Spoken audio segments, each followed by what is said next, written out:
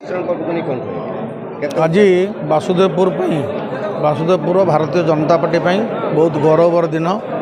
वासुदेवपुर बहुत कार्यकर्ता पद्मपुर समस्त विजु जनता दल थिबा नेतृत्व अशोक कुमार नायक, राजेंद्र नायक एवं सरपंच समिति मेंबर, वार्ड मेंबर्स, नायब सरपंच बहुत कार्यकर्ता आज भारतीय जनता पार्टी सामिल होती।